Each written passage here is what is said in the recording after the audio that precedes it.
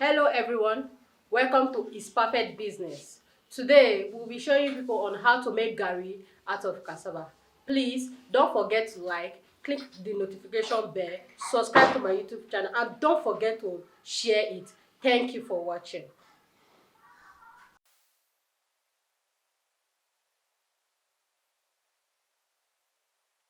So guys, first you start peeling your cassava. Please make sure you peel it very well to remove the shaft from inside the cassava so that you can be able to get a better gari without no sand.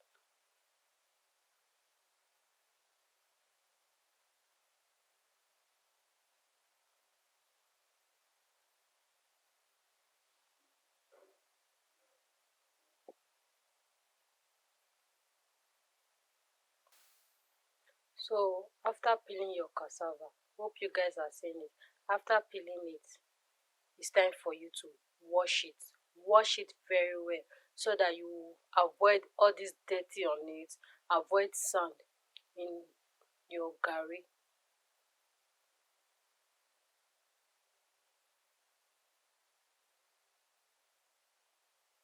Hope you guys are seeing the way I'm washing it. Please wash very well. So after washing it, you pack it into your basin, a separate clean basin, so that it will be ready for grinding. Here it is. It's already washed and clean, and it's also good for grinding, good to go like this. So next is grinding, mixing and drying. Here now we are packing it into our grinding engine.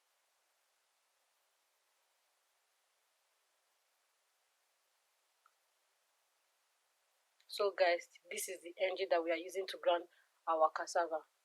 So we are packing it inside first before starting the engine. So the engine is already starts and we are grinding our cassava. So here you will be seeing how the cassava is smooth, very smooth. If it's not smooth, you have to do what? You have to be picking it from the engine. You will see everything here. You will pick and put back inside the engine for it to be smooth.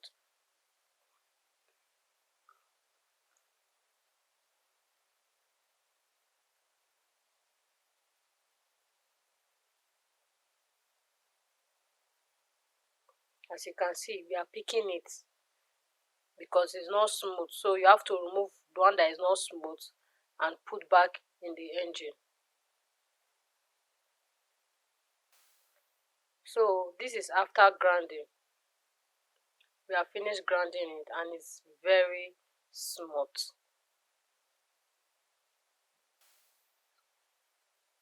So if you need a white gari, this you just have to leave it like this without mixing it and put it inside bag. So if you need a yellow gari, you have to put red oil on it. Then you mix it very well. Hope you guys are still doing I'm doing it. This is a yellow gari. You mix. But if it's white gari, you don't need to put anything on it. You just have to put it inside your bag and they'll help you to jack it. But if it's a yellow gari, you just need to mix it. Please mix very well to get perfect gari and avoid sand on it. Hope you guys are seeing it. We are done mixing the gari. So this one is the yellow one. We are done mixing it. I don't want it that yellow because this one is for eating. So it's not that yellow. Then after that, you have to put it inside your bag. Put it inside your bag so that they can be able to help you to jack it and dry it. When they mean jack, they'll have to put it inside the jack whereby the gari will help you to dry it. So we are done putting it inside our bags. So we are going to leave it here for them to jack it for us. We are done with it. They have finished jacking it. So they are bringing it out. Can you see? This is my blue bag.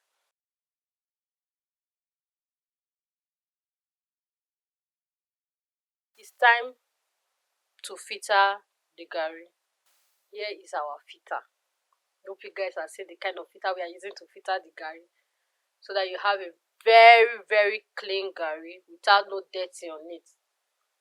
So with our clean basin, we'll start filtering the garri.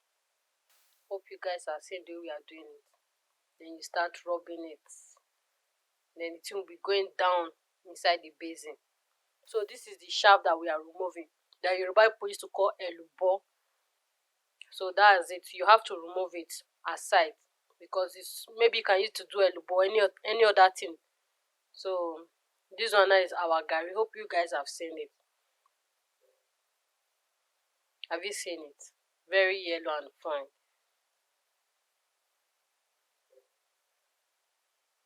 So here is the garri. We are going to transfer it to another bowl, because we don't like taking this basin close to the fire.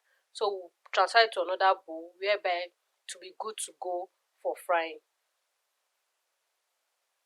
So are you guys seeing it? And now we'll be showing you, this is the way we fry our garri here in Africa. And I love it. It's very nice. This is homemade, not engine. Engine is not drying it for you. You are the one drying it yourself. Hope you guys are seeing the way we are frying it, because I already make fire, put the big fry pan on fire. So we are turning it. You just turn gradually. Don't turn it with rush, so that you're not going to throw away all your garri on the floor. So turn gradually.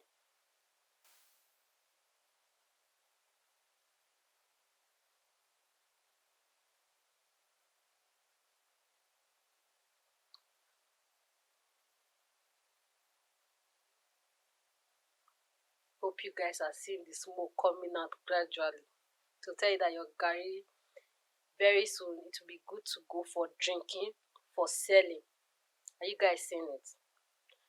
Not just this one, no, you still have to add more on it, because this one is too small. So once it's hot a bit, you add more garri on it.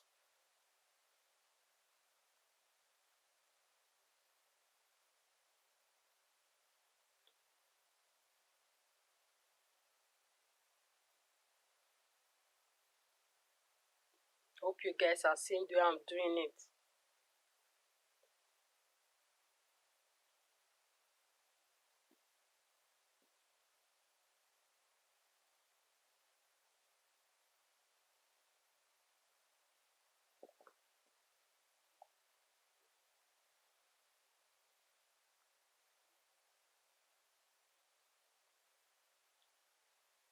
Please turn very well.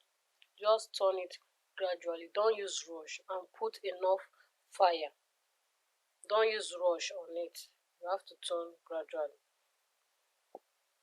So here is our garri still on fire. We are still frying it. It's not yet dried. This is how you are going to fry it until it's dried.